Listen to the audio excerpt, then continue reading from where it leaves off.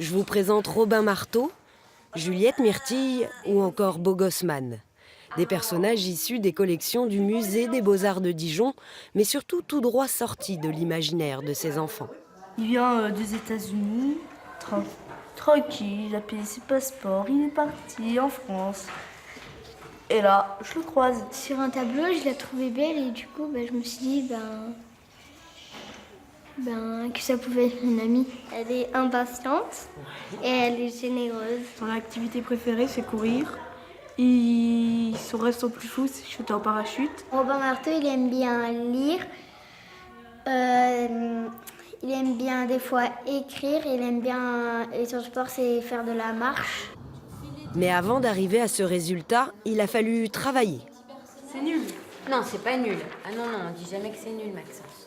8 séances au total avec Anne, une graphiste professionnelle qui a aidé les enfants à faire naître leur ami imaginaire, le sortir de son tableau, Va doucement.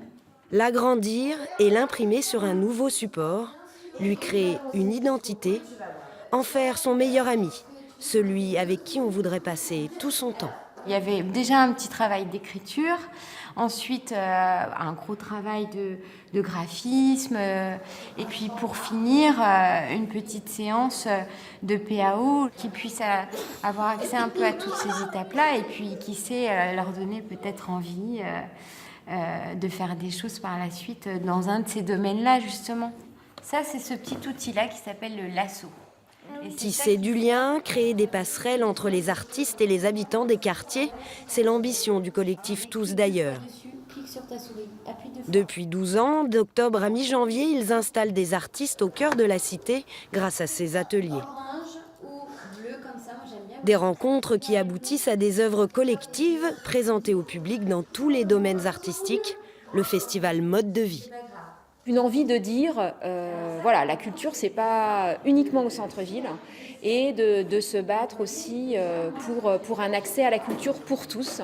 C'est un épanouissement en fait qu'on propose aux habitants. Enfin, en tout cas, on espère déposer des petites graines comme ça dans les cœurs des enfants. On travaille avec des personnes âgées. On est une 60aine de partenaires en fait sur l'agglomération pour mener à bien ce projet. Et à partir du 2 février, vous pourrez retrouver Maxence et son ami Bonaparte sur les palissades du chantier du Musée des Beaux-Arts de Dijon. Une des 9 créations de cette édition 2017 qui, même si elle est éphémère, laissera forcément de bons souvenirs.